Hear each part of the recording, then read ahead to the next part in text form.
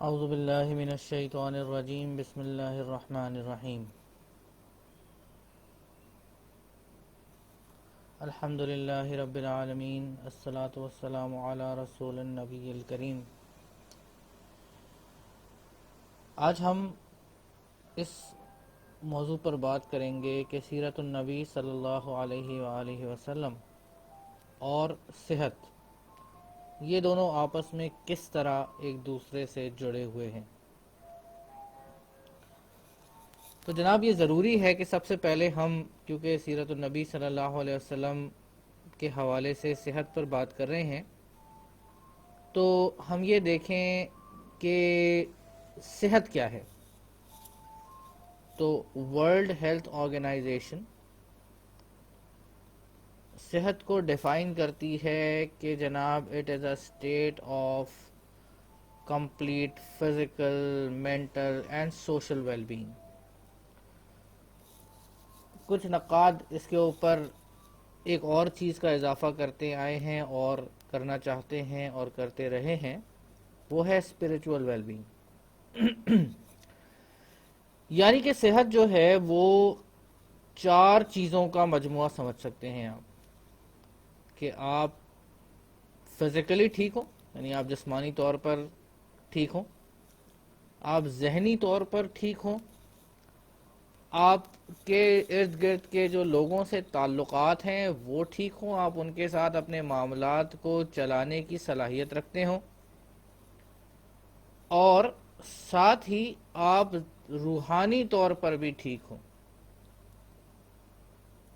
تو یہ تمام کی تمام چیزیں مل کر آپ کی صحت کو بناتی ہیں۔ اللہ سبحانہ و تعالی نبی اکرم صلی اللہ علیہ وسلم کے بارے میں کہتے ہیں، لَقَدْ كَانَ لَكُمْ فِي رَسُولِ اللَّهِ أُسْوَةٌ حَسَنَةٌ، کہ تمہارے لیے نبی اکرم صلی اللہ علیہ وسلم کی زندگی بہترین نمونہ ہے۔ نبی اکرم صلی اللہ علیہ وسلم کی زندگی ہمارے لیے مشعل راہ ہے، اور اگر آپ کو میں نبی اکرم صلی اللہ علیہ وسلم کے معمولات کی طرف لے جاؤں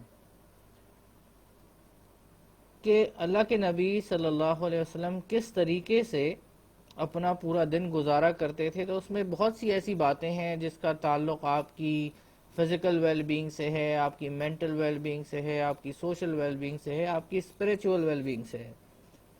تو ایسی بہت ساری چیزیں ہیں۔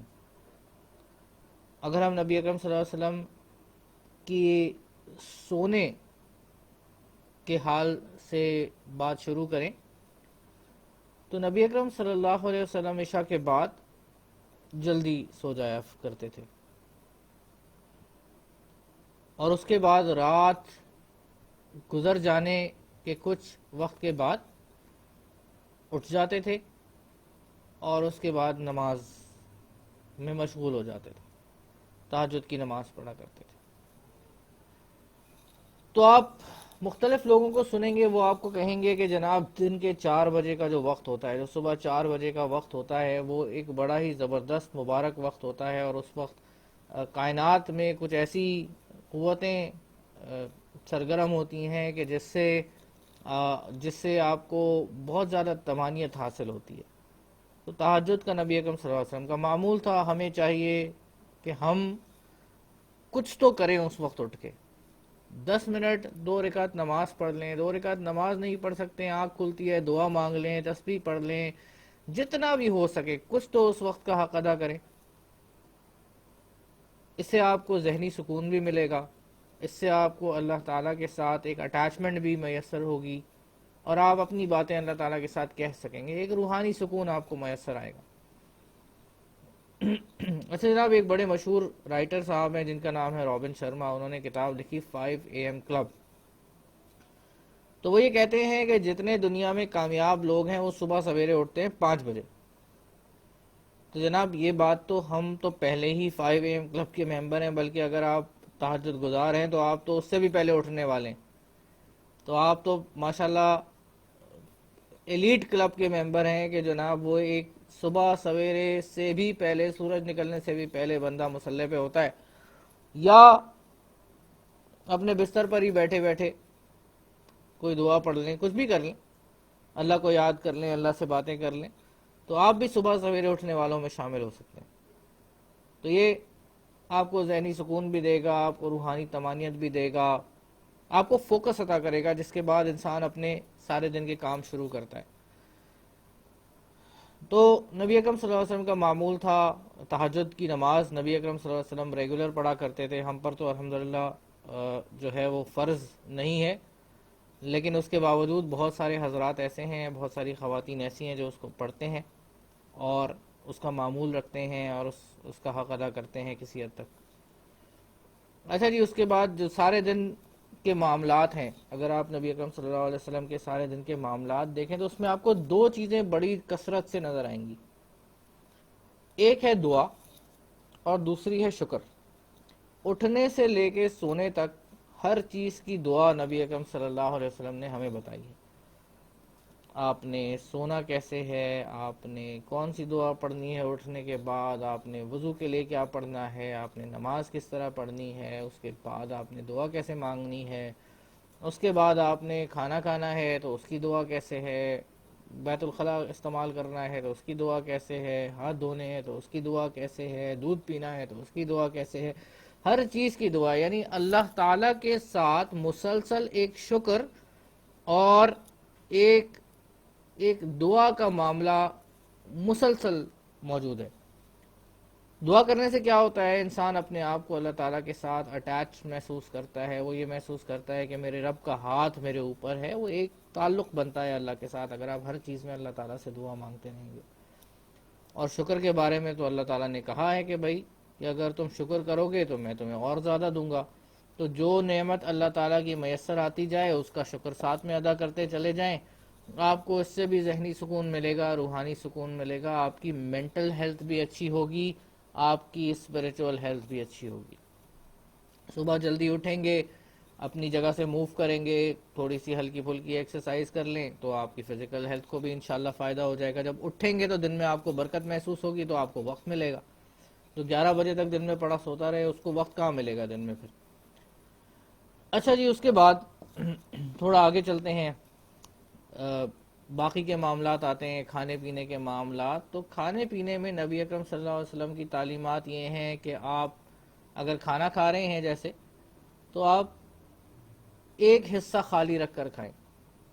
تو کافر جو ہے اس کے بارے میں کہا گیا ہے کہ وہ بڑا پیٹ بھر کر کھاتا ہے، اور مومن جو ہے وہ جگہ خالی رکھ کے کھاتا ہے، اپنے پیٹ کو ہلکا رکھتا ہے، خالی کھاتا ہے، اور اس کے بعد وہ حلق تک نہیں بھر لیتا کھانے کو، بلکہ کم کھاتا ہے، زمین پر بیٹھ کر سکون سے ایک ٹانگ اوپر کر کے ایک پیر نیچے رکھ کے کھاتا ہے، تو اس کے پیٹ میں ویسے ہی جگہ کم بنتی ہے۔ تو کھانے کی سنتیں یہ ہیں، جب آپ کم کھائیں گے تو اکثر آپ نے اگر حکماء کو سنا ہوگا، حکیم سعید صاحب اکثر کہا فرمایا کرتے تھے کہ جی پیٹ بھر کر کھانا، مطلب جس طرح ہم کھاتے ہیں کہ جس کو بسیار خوری کہتے ہیں، تو اس طریقے سے کھانے سے بڑا نقصان ہوتا ہے، بہت ساری بیماریاں پیدا ہوتی ہیں اگر انسان ہر وقت کھاتا رہے، پیٹ بھر کے کھائے۔ اس کے بعد ایک چیز اور ہے، اگر میں اوورآل معمولات کو دیکھوں تو نبی اکرم صلی اللہ علیہ وسلم ہفتے میں 2 دن روزے رکھا کرتے تھے کم سے کم، پیر اور جمعرات۔ سو آج کل دنیا اس بات پر تحقیق کر رہی ہے، آپ چاہیں تو یوٹیوب کے اوپر یا گوگل پہ 5:2 فاسٹنگ، آلٹرنیٹ ڈے فاسٹنگ، یہ لکھ کر سرچ کیجئے گا، آپ کو خود پتہ چل جائے گا جناب کہ اس کی کتنی برکات ہیں، اس کے کتنے فائدے ہیں، کہ اگر آپ ہفتے میں 2 دن روزہ رکھنے کے قابل ہو جائے۔ ہر کسی کے لیے ممکن نہیں ہوتا، جس کے لیے ممکن ہو، جو گھر میں رہتا ہو یا جس کا کام تھوڑا ہلکا ہو، بہرحال کوشش ضرور کریں کہ 2 پیر جمعرات کا روزہ رکھ لیں۔ اس سے آپ کی باڈی کو ایک بالکل ریجوینیشن ملتی ہے، آپ کی جسم کو ایک نئی زندگی ملتی ہے۔ تو یہ ایک معمول ہے۔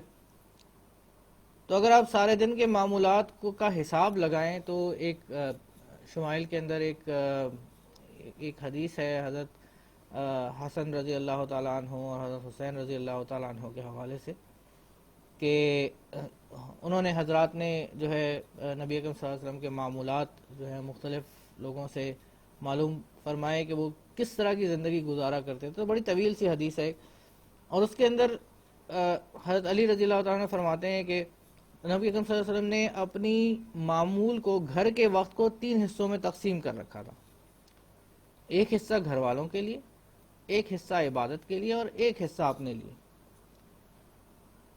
اور جو اپنا والا حصہ تھا اس کے اندر مختلف جو قریبی اصحاب تھے اس سے ان کے ساتھ گفت و شنید بھی ہوتی تھی. لوگ آ جاتے تھے، ان سے بات کرتے تھے اور ان سے کہا کرتے تھے کہ جو باتیں میں تمہیں یہاں کہتا ہوں وہ باہر جا کے دوسروں کو پہنچا دو. تو اپنے وقت کی تقسیم، اگر آپ نماز کے اوپر غور کریں گے نا تو ہمارا دن جو ہے وہ گزر جاتا ہے ایک ڈے ڈریمنگ کی کیفیت میں. ہم ایک غشی کی حالت میں ہوتے ہیں، صبح اٹھتے ہیں، شام ہو جاتی ہے، رات ہو جاتی ہے، پھر ہم سو جاتے ہیں، پھر دوبارہ اٹھتے ہیں، پھر وہی سائیکل دوبارہ چلتی ہے، پھر سو جاتے ہیں. دن ہفتوں میں بدل رہے ہیں، ہفتے مہینوں میں بدل رہے ہیں، مہینے جو ہیں وہ سالوں میں بدلے چلے جا رہے ہیں اور ہمیں پتہ بھی نہیں چل رہا، وقت گزر رہا ہے بڑی تیزی سے. دن کو قابو میں کرنے کا طریقہ کار کیا ہے کہ آپ اپنی نماز کو وقت پر ادا کر لیں. جب نماز وقت پر ادا ہوگی تو آپ کے دن کے اندر ایک طرح سے آپ سمجھ لیں کہ اس بھاگتے ہوئے دن پہ 5 ہک لگ جائیں گے جو کہ اس کو قابو میں رکھنے میں آپ کو مدد دیں گے. ایک دفعہ نماز ٹھیک ہو گئی، قائم ہو گئی، تو اس کے بعد کیا ہوگا کہ آپ اس کے ارد گرد اپنے معمول بلڈ کر سکتے ہیں. بھائی نماز عصر پڑھنی ہے، عصر کے بعد آپ نے 10 منٹ بیٹھ کر دعا کر لی، 10 منٹ 5 منٹ بیٹھ کر اللہ کو یاد کر لیا مصلی پہ. مغرب کی نماز ہے اس کے بعد کا کوئی معمول بنا لیا، فجر کی نماز ہے اس کے بعد کا کوئی معمول بنا لیا، ظہر کی نماز ہے اس کے بعد کا، اس سے پہلے کا کوئی معمول بنا لیا. تو اسی کے اوپر آپ اپنا دن بلڈ کر سکتے ہیں، اپنے روٹین کو بلڈ کر سکتے ہیں. اور یہ یاد رکھیں کہ نبی اکرم صلی اللہ علیہ وسلم کی تعلیم ہے کہ جو چھوٹا کام ہو لیکن اگر مسلسل دوام اس کو حاصل ہو تو وہ بڑے کام جس کو آپ نے 2 دفعہ کر کے چھوڑ دیا ہے اس سے بہتر ہے. تو سارے دن کے معمولات میں حالت یہ ہوتی تھی جناب کہ 3 حصوں میں دن تقسیم ہوتا تھا اور ان 3 حصوں کے اندر ایک حصہ گھر والوں کے کام میں، ایک حصہ اپنے کام میں اور ایک حصہ عبادت کے لیے مختص ہوتا تھا.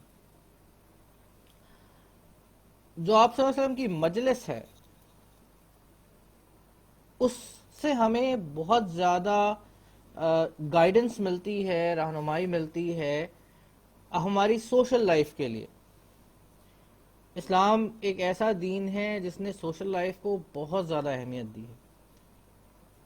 کوئی شخص جانتے ہو آپ نہ جانتے ہو اس کو سلام کرنے کا حکم ہے، تو جس کو نہ جانتے ہو اس کو 5 دفعہ سلام کریں گے تو شاید 6ٹھی دفعہ آپ کی اس سے ہیلو ہائی بھی ہو جائے گی، الیکس الیک بھی ہو جائے گی. آپ اس سے مزید بھی پوچھیں گے بھائی کہ کیا حال احوال ہیں آپ کے، وہ آپ سے پوچھ لے گا. تو آپ ایک نیٹ ورک بنا کر رہتے ہیں. تو اسلام کے اندر ایک دوسرے کے ساتھ ایک اچھا سوشل نیٹ ورک بنا کے رہنے کی آپ کو ترویج دی گئی ہے. پھر مجالس میں ایک چیز بڑی زبردست ہے، آج کل ہمارے لیے بڑا ضروری ہے کہ ہم اس پر غور کریں کہ نبی اکرم صلی اللہ علیہ وسلم سے کوئی بات کرتا تھا مجلس میں تو آپ صلی اللہ علیہ وسلم جو ہیں وہ پورے جسم سے اس کی طرف مڑ کر اور جواب دیا کرتے تھے اور اس کی بات سنا کرتے تھے. ہمارا حال کیا ہو گیا ہے کہ ہم سے سامنے والا بات کر رہا ہوتا ہے، اس پریشانی کے اندر میں خود بھی مبتلا ہوں اور بہت سارے دوست جو سن رہے ہوں گے وہ بھی مبتلا ہوں گے، کہ جس سے آپ صلی اللہ علیہ وسلم گفتگو فرمایا کرتے تھے اس کی طرف متوجہ ہوتے تھے. ہم کس کی طرف متوجہ ہوتے ہیں؟ ہماری نظر ہمارے فون پہ ہوتی ہے. تو جس وقت آپ کسی سے بات کریں کوشش کریں کہ اپنی نظر جو ہے، اپنی توجہ سامنے والے بندے پہ رکھیں. اس سے ایک اچھا امپریشن پڑتا ہے، آپ اپنی بات اس تک پہنچا سکتے ہیں، ایک انڈرسٹینڈنگ ڈیولپ ہوتی ہے. تو یہ بڑا ضروری ہے کہ سنت کے اس طریقے کو اپنی زندگی میں لایا جائے کہ لوگوں سے بات کس طرح کریں. نبی اکرم صلی اللہ علیہ وسلم ٹھہر ٹھہر کر آسان طریقے سے، آسانی سے، آرام سے رک کر گفتگو فرمایا کرتے تھے. آپ صلی اللہ علیہ وسلم مسکراتے رہتے تھے. مسکرانا سنت ہے. ہمارے چہرے پہ ہر وقت تفکر اور غصے کے آثار رہتے ہیں. ہم کوئی بات کرتا ہے ایسا لگتا ہے کہ ہم لڑنے جھگڑنے کو ہر وقت تیار ہیں اس سے. معاملات میں بالکل سیدھے اور کھرے تھے. اچھا، یہ ساری چیزیں جن کو ہم معاملات کے کھاتے میں ڈال دیتے ہیں اور اکثر ہم اس پہ بہت زیادہ توجہ نہیں دیتے، یہ ہمارا سوشل سرکل بلڈ کرتی ہیں. ایک شخص جو مشہور ہے کہ وہ خوش مزاج ہے، آپ دیکھیے گا اس کے دوست زیادہ ہوں گے، اس کے چاہنے والے زیادہ ہوں گے، وہ کبھی پریشان ہوگا تو اس کی مدد کرنے والے زیادہ ہوں گے. لیکن ایک شخص جو بد مزاج مشہور ہے، لوگ اس سے دور بھاگیں گے. اور ابھی اگر آپ شروع میں دیکھیں تو میں نے آپ کو بتایا تھا کہ جی physical, mental, spiritual, well being, سب چیزیں صحت ہیں. سوشل، تو سوشل، مینٹل اور اسپریچول، یہ تینوں چیزیں جو ہیں یہ اس بات کا تعین کرتی ہیں کہ آپ اپنے معاشرے سے کتنا جڑ کر رہتے ہیں، کتنا اس کا پارٹ بن کے رہتے ہیں، اور معاشرے سے آپ کو کتنی خوشی ملتی ہے. جو شخص فزیکلی ہیلدی نہیں ہے، چلیں جی وہ تو بیمار ہے، اس کو کوئی انفیکشن ہو سکتا ہے، کوئی اور پریشانی ہو سکتی ہے، وہ آ کر چلی جائے گی آسانی سے، اس کا علاج بھی ہے. اس کو، آپ کو بخار ہوتا ہے، آپ کو پتہ چل جاتا ہے جی مجھے تو بخار ہو گیا ہے، میں اس کو ٹھیک کرا لوں، جا کے دوا لے لوں، دوا اس کو ٹھیک کر دیتی ہے. لیکن جو شخص مینٹلی ہیلدی نہیں ہے وہ کہاں جائے؟ عام طور سے ہمارے ہاں لوگ سائیکاٹرسٹ کے پاس یا سائیکالوجسٹ کے پاس جانے سے ڈرتے ہیں، پریشان ہوتے ہیں، خوف زدہ ہوتے ہیں، ان کو لگتا ہے لوگ ان کو پاگل کہیں گے، نہیں جاتے. جو شخص اسپریچولی ہیلدی نہیں ہے وہ کہاں جائے؟ وہ کیا کرے؟ تو اپنا جائزہ لینا، کسی بزرگ کے پاس، کسی بڑے کے پاس بیٹھ کر اس سے پوچھنا، اپنے مسائل بیان کرنا اور اس سے سیکھنا،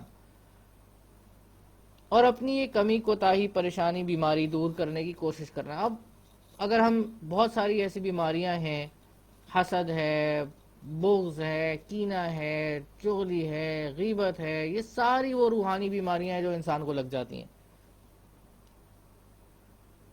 اور انسان اس کے اندر پھنس کے اور اس کے اندر پریشان ہو کے اور جو ہے وہ اپنے آپ کو بھی تکلیف دیتا ہے، دوسروں کو. جس شخص کو غصے کی بیماری ہے وہ اپنے آپ کو تکلیف دے رہا ہے، اپنے گھر والوں کو تکلیف دے رہا ہے، اپنے چاہنے والوں کو تکلیف دے رہا ہے، مسلسل دیے ہی چلا جا رہا ہے. آپ دیکھیں نبی اکرم صلی اللہ علیہ وسلم کی غصے کے بارے میں کیا تعلیمات ہیں، کہ کس طریقے سے، کہ پہلوان وہ شخص ہے جو اپنے غصے کے وقت اپنے آپ کو قابو میں رکھے. تو ہونا یہ چاہیے کہ ہم یہ تمام چیزیں جو ہم ادھر ادھر جا کے ڈھونڈتے پھرتے ہیں، آپ صرف سیرت کی ایک کوئی کتاب دیکھ لیں، آپ کو ہر مسئلے کے بارے میں، جو انسانی مسئلہ ہے اس کے بارے میں آپ کو رہنمائی مل جائے گی کہ نبی اکرم صلی اللہ علیہ وسلم اس پرٹیکولر معاملے میں کیا کیا کرتے تھے، آپ کا کیا طرز عمل تھا. ان ساری چیزوں کو زندگی میں لے کر آئیں. اچھا، ایک سب سے بڑا مسئلہ یہ ہے جس کو ہم کہتے ہیں کہ معلومات کا قرض، کہ ہمارے پاس معلومات حاصل کرنے کا ہمیں بہت شوق ہوتا ہے، تو ہم کوشش کرتے ہیں جی ایک جگہ سے سن لیں، دوسری جگہ سے سن لیں، تیسری جگہ سے سن لیں، چوتھی جگہ سے سن لیں. ہونا یہ چاہیے، ہمارا فوکس یہ ہونا چاہیے کہ ہم نے ایک بات سیکھی ہے اس کو اپلائی کر دیں، کہیں اپنی زندگی میں لے کر آئیں. جب آپ اسے اپنی زندگی میں لے کر آئیں گے تو اس کے اثرات آپ کو محسوس ہوں گے، آپ اس کے بعد کسی دوسری چیز کے پیچھے پڑ جائیں، کوشش کریں کہ اس کو لے کر آ جائیں زندگی کے اندر. تو ایک سی طرح اسٹیپ اسٹیپ کر کے، ایک ایک قدم کر کے انسان جو ہے وہ اپنی زندگی کو بہتر بناتا رہتا ہے، اور آہستہ آہستہ آہستہ آہستہ اس کی زندگی میں تبدیلی آتی رہتی ہے، وہ امپروو کرتا رہتا ہے. تو جناب، اگر میں اپنی اس گفتگو کا خلاصہ بیان کروں آپ کے سامنے، تو نبی اکرم صلی اللہ علیہ وسلم کی زندگی سے، مبارک زندگی سے ہمیں سبق جناب یہ ملتا ہے کہ ہم اپنے دن کو تقسیم کریں، اپنے دن کو آرگنائز کریں، اور اس آرگنائزیشن کے اندر جو چیز سب سے اہم ہے وہ ہماری نماز ہے. اور اس کے بعد ہم باقی کے معاملات کو بھی ایک پرٹیکولر انداز میں انجام دینے کی کوشش کریں کہ ان کے اندر تسلسل ہو. جو ہماری عبادات ہیں، جو ہمارے اذکار ہیں، جو ہمارا اللہ تعالیٰ کے ساتھ باتیں کرنے کا، بیٹھنے کا ٹائم ہے، جو ہماری باقی کے معاملات ہیں. ظاہر ہے بہت سارے لوگ آفس جاتے ہیں تو ان کے آفس کا ایک پرٹیکولر ٹائم ہے، وہاں سے نکلنے کا ایک پرٹیکولر ٹائم ہے. فیملی ٹائم بہت ضروری ہے. نبی اکرم صلی اللہ علیہ وسلم اپنے گھر والوں کے ساتھ بہت اچھا سلوک فرماتے تھے. اور آپ صلی اللہ علیہ وسلم اس بات کو بالکل پسند نہیں کر فرماتے تھے کہ جو حضرات ہیں وہ اپنی خواتین کے ساتھ بدسلوکی کریں یا بدتمیزی کریں یا ان کو توجہ نہ دیں. آپ اپنے گھر والوں کے ساتھ مل کر کام کرتے تھے، اپنے گھر والوں کی مدد کیا کرتے تھے ان کے گھر کے کام کے اندر. اور فرمایا کہ تم میں سے بہتر وہ ہے جو اپنے گھر والوں کے ساتھ اچھا ہے، اور میں اپنے گھر والوں کے ساتھ تم میں سے سب سے اچھا ہوں. تو مسلمان ہونے کے ناطے ہماری ہماری یہ ذمہ داری ہے کہ ہمارا جو کردار ہے اس کردار سے نبی اکرم صلی اللہ علیہ وسلم کی زندگی جھلکنی چاہیے، ریفلیکٹ ہونی چاہیے. لوگ دیکھ کر کہیں کہ یار اگر یہ ایسے ہیں تو ان کے نبی کیسے ہوں گے،